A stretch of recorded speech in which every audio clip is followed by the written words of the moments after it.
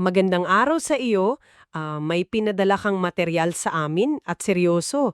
Pagkatapos namin itong basahin, kailangan talaga nating pag-usapan. Tungkol ito sa isang malalim na konsepto ng kasalanan, pagsisisi, at ang papel ni Satanas. Pero may isang linya doon na talagang, alam mo yun, tumatak sa isip ko. Yung ideya ng pagsauli ng kasinungalingan kay Satanas. Oo, di ba? Kasi kadalasan, ang pag-iisip natin sa pagsisisi parang personal na bagay nang Oo, personal lang. ikaw at ang Diyos. Pero dito sa source mo, ipinapakita na may cosmic, halos legal na dimensyon ito. May pananagutan na inilipat. Eksakto. Kaya ang misyon natin ngayon, himayin natin yan. Ano ba talagang ibig sabihin yan? At paano nito binabago ang pagtingin natin sa malayang kalooban o free will? Pati sa mga utos ng Diyos. Oo, at sa konsepto ng paghatol. Okay, simulan natin sa umpisa ng lahat, sa unang karakter sa drama na ito, si Adan. Sige, ang buong kwento kasi nagsisimula sa isang parang transaksyon ng panlinlang. Sabi sa material, si Satanas parang nagbenta ng kasinungalingan kay Adan. Nagbenta ng kasinungalingan? At ang naging bunga nito e kamatayan. Pero may paraan daw para i-undo, para baliktarin yung transaksyong yun. At yun ang pagsisisi. Okay, sandali. Linawin natin ito para sa'yo. Dahil ito yung isa sa mga ideya sa material mo na talagang, kakaiba. Hindi lang sorry ang pagsisisi dito. Parang isang legal na maneuver. Isang return to sender ng kasalanan. Tama ba yung pagkakaintindi ko? Ganyan-ganyan nga. Hindi lang ito pag-amin na nagkamali ka. Isa itong deklarasyon. Kapag nagsisisi ka, parang sinasabi mo, itong ideya na to, itong kasinungalingan na nagtulak sa akin sa kasalanan, hindi ito galing sa akin. Ibinabalik ko ito sa orihinal na may-ari. At sa paggawa niyon, ang responsibilidad para sa panlinling lang sa pagiging utak ng krimen ay naibabalik kay Satanas. Wow, okay. Pero may kondisyon, di ba? Kasi kung ganun lang kadali, parang lahat pwedeng gumawa ng kahit ano tapos isisisi lang kay Satanas. Ano ang catch? Ang catch, ayon sa source, ay ang iyong status. Ang mekanismong ito para lang sa mga tunay na nalinlang. Para sa mga biktima. Oo, para sa mga biktima. Pero sa sandaling malaman mo ang katotohanan na ang ginawa mo ay mali, na ito ay labag sa kalooban ng Diyos at pinili mo pa ring huwag magsisi, nag-iiba na ang papel mo sa kwento.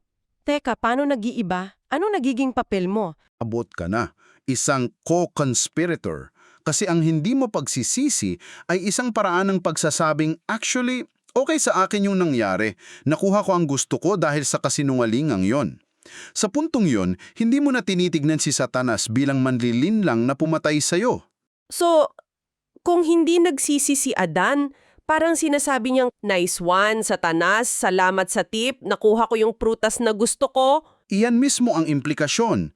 Tinitignan niya si Satanas bilang isang tagapagpala, isang benefactor na tumulong sa kanya na makuha ang makasarili niyang nais. At ayon sa material, ang pagtanggi sa pagsisisi ay hindi lang pagtanggi na akuin ang pagkakamali. Ito ay pagtanggi sa pag-ibig ng Diyos na nag-aalok ng daan palabas. Kaya taning ang mga banal, yung mga taong tunay na namumuhi sa kasalanan at sa epekto nito, ang may kakayahang gawin itong return to sender ng buong katapatan. Sila lang ang tunay na gustong isauli ang kasinungalingan. Grabe. Okay, kung ang pagsisisi ay ang pagsauli ng kasinungalingan, paano mo malalaman in the first place na kasinungalingan yun? Kailangan mo ng sukatan ng katotohanan, hindi ba? Dito na siguro pumapasok yung konsepto ng utos o kautusan sa material mo. Tama ka dyan. Kung walang malinaw na pamantayan, paano mo masasabing may nilabag ka? Ang utos, ayon sa source, ang nagsisilbing standard of truth. Ito ang linyang gumuguhit sa buhangin. Bago pa man magkaroon ng utos, maaaring may mali na sa isang gawa, pero hindi ito maituturing na kasalanan sa legal na paraan. Parang sa batas trafiko. Kung walang sign na bawal pumarada dito, hindi ka pwedeng tikitan kahit na nakaharang ta. Eksakto. Ang utos ang naglalantad kung ano talaga ang nasa puso ng bawat nilalang. Bigla, nahahati ang lahat sa dalawang kampo. yung nangahandang sumunod at yung mga hindi. At dito mismo sumasalakay si Satanas. Hindi lang niya sinulsulan si Adan na labaging ang utos, kinwestiyon niya ang mismong utos. At ano yung naging argumento niya? Ano yung pinakaakusasyon niya laban sa Diyos? Ang pinakamabigat niyang paratang ay ito. Ang mga utos mo ay depektibo. Imposible para sa mga nilikha mo na sundin ng mga yan. Sa madaling salita, sinasabi niyang hindi makatarungan ng Diyos. Okay, gets ko yung logic, pero baka isipin nung iba, hindi ba parang technicality lang yan? Pinapasa lang yung CC? Paano sinasagot ng source mo yung ganyang kritisismo? Magandang tanong yan. Hindi ito simpleng pagpasa ng sisi, kundi pagtukoy sa pinagmulan. Isipin mo na lang na may nagbenta sa iyo ng peking gamot. Ikaw ang uminom, kaya ikaw ang nagkasakit. Pero sino ang dapat managot sa krimen ng pamameke at panululoko? Yung nagbenta. Yung nagbenta. Ang pagsisisi ay parang pagtestigo sa korte na nalinlampo ako, ito yung peking gamot na ibinenta niya sa akin. Ikaw pa rin ang responsable sa paggaling mo, pero yung kriminal mananagot sa krimen niya. Malinaw. So, balik tayo sa akusasyon ni Satanas. Sinasabi niyang, pinipilit ng Diyos ang mga nilalang na gawin ng isang bagay na hindi nila kaya. Tapos, paparusahan sila kapag pumalpak. Isang mabigat na paratang. Kung totoo yan, babagsak ang buong sistema ng pamumuno ng Diyos. Alisin ang utos. At kung mali ang utos na siyang basehan ng pamumuno ng Diyos, edi mas mabuti pang si Satanas na lang ang mamuno. Kaya naman, ayon sa material, hindi pwedeng basta na lang puksain ng Diyos si Satanas. Kailangang may proseso. Kailangang patunayan sa harap ng buong sansinukop na ang kasinungalingan ay kasinungalingan at ang utos ay totoo at makatarungan. So, parang isang cosmic courtroom drama ito. Kailangan ng ebidensya para pabulaanan ang akusasyon ni Satanas at sinong magiging testigo. Ang tao mismo. Dito muling pumapasok si Adan at ang kanyang lahi. Kailangan may isang nilalang na ayon sa source ay may makalamang pagnanasa. Ibig sabihin, may mga hilig at kahinaan ng katawan niya. Dapat nasa isang sinumpang katawan na magpapatunay na kayang sundin ang utos.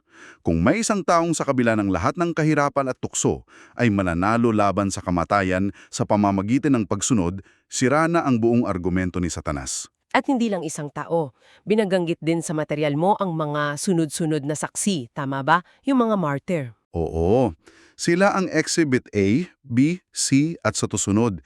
Isipin mo yung utos na parang isang scientific theory. Si Satanas ang creepy kong, hindi yan totoo, hindi yan gumagana sa totoong buhay. Ang mga martir, sila yung mga scientist na paulit-ulit na nag-eksperimento. At bawat eksperimento, bawat akto ng pagsunod hanggang kamatayan ay nagpapakita. Gumagana ang teorya, totoo ito. Ang kanilang sakripisyo ang nagiging matibay na ebidensya na ang utos ay hindi posible, kaya walang basehan ang paratang ni Satanas. Okay. So may kaso, may akusasyon, at may mga testigo na nagpapatunay na mali ang akusasyon. Ano ang climax? Ano yung sandali na masasabing tapos na ang kaso? Checkmate. Ang kasukdulan na tinatawag sa source mo na unang muling pagkabuhay or first resurrection, ito yung sandali kung saan yung mga testigo, yung mga martir na nagpatunay sa utos hanggang kamatayan ay binuhay muli. Ah, okay. Ito ang pinal na hatol ng korte. Itong nagpapatunay ng pagsunod sa utos ay hindi lang posible, kundi ito mismo ang daan tungo sa buhay, hindi sa kamatayan. Ito ang pinakamatibay na sampal sa argumento ni Satanas. At ayon sa material, may malaki itong epekto hindi lang sa mga tao, kundi sa lahat ng nilalang, pati sa mga anghel. Ano yung epekto na yun? Dito nangyayari ang tinatawag na pagiging ganap ng malayang kalooban. Isipin mo, bago nito, may duda. Kahit sa mga anghel, maaring may tanong na, teka, baka may punto si Satanas? Baka nga masyadong mahigpit ang Diyos? Pero kapag nakita na nila ang ebidensya, ang mga martir na nagtagumpay, ang muling pagkabuhay, nawawala ang lahat ng pagdududa.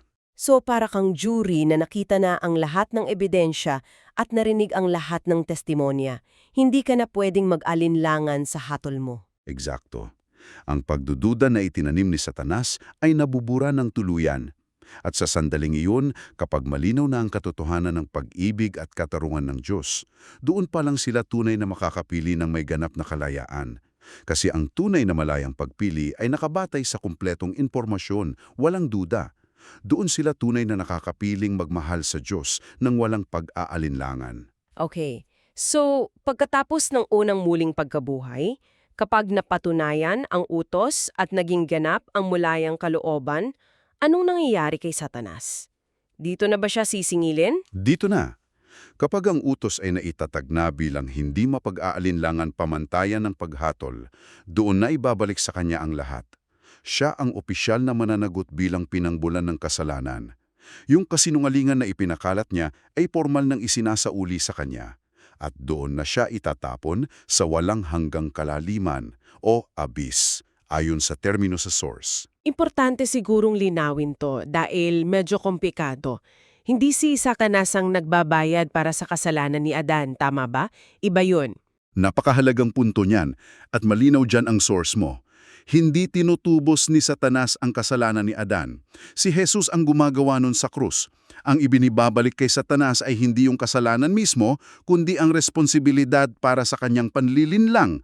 Yung akto ng pagsisimula ng rebelyon sa pamamagitan ng kasinungalingan, siya ang sinisingil para sa pagiging utak ng krimen, hindi sa pagiging kasangkapan ng iba. Okay, malinaw. Ngayon, dumako tayo sa isang malaking palaisipan na binanggit din sa material mo. Kung alam na ng Diyos bago pa man niya likhahin ang lahat na magkakasala si Adan, di ba parang scripted na ang lahat? Ibig sabihin ba nito wala talagang tunay na malayang pagpili? Ito na siguro ang isa sa mga pinakamahirap na tanong sa teolohiya. Ang tawag dito ay ang problema ng divine foreknowledge at free will. Ang pananaw na ilalahad sa source mo ay ito. Ang kaalaman ng Diyos sa hinaharap ay hindi katumbas ng pagkontrol sa hinaharap. Okay, pero aminin natin, ang hirap isipin yan. Kung alam na ng Diyos ang lahat, di ba parang nanonood lang siya ng pelikulang siya rin ang nagsulat at nagdirect? Anong choice doon para sa mga aktor? Magandang analogy yan. Ang contra-analogy na ibinibigay ng source ay ganito. Isipin mo na may matalik kang kaibigan na kilalang-kilala mo. Alam mo ang kanyang pagkatao, ang kanyang mga gusto, ang kanyang mga kahinaan. Kung ilalagay mo siya sa isang sitwasyon, halimbawa, isang buffet table na puno ng paborito niyang pagkain, halos siguradong kakain siya ng marami. Alam mo yung magiging resulta. Pero ang tanong, ikaw ba ang pumili para sa kanya? Hindi, siya pa rin ang pumili. Ganun daw ang paunang kaalaman ng Diyos. Alam niya ang kalalabasan dahil alam niya ang lahat ng variable, kasama na ang laman ng puso ng bawat nilalang. Pero ang desisyon, ang mismong akto ng pagpili ay nananatili sa individual.